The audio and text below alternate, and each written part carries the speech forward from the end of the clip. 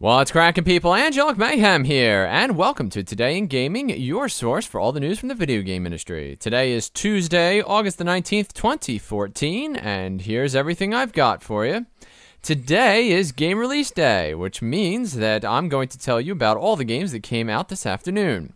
First up, Amazing Princess Sarah, which is a 16-bit side-scroller game whose primary mechanic revolves around killing random people, picking up their bodies, and then bludgeoning bad guys with their best friend.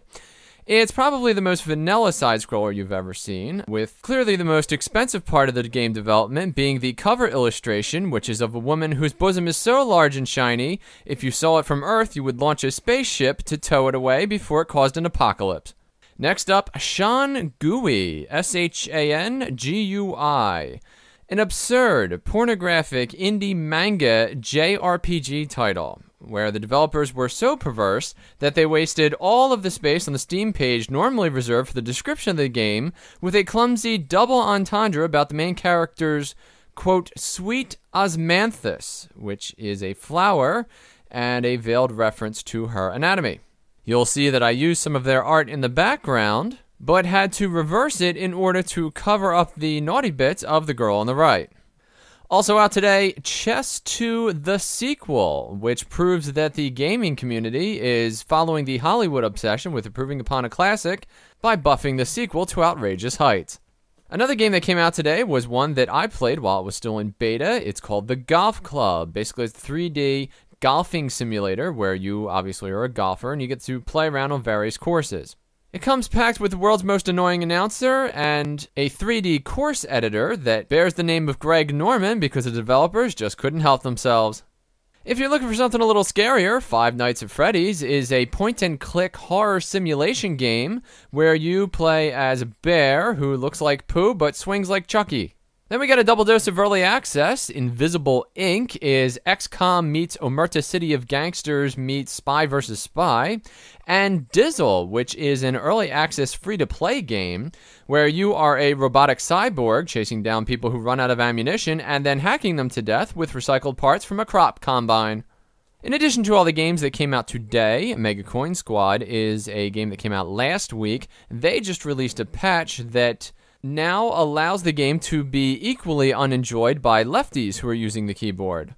This is a game that without question was designed for and is best experienced with a controller, alright? So if you decide to play this game with a keyboard, you should know that I warned you in advance and that keyboard will probably be reduced to rubble by the end of your experience. I also found two really cool articles today, one on PCGamer.com, which talked about Call of Duty Advanced Warfare, specifically the Exoskeletons. There have been a lot of people who have heard about this and have been concerned because obviously Call of Duty is almost exclusively about multiplayer, except for those who are clinically insane.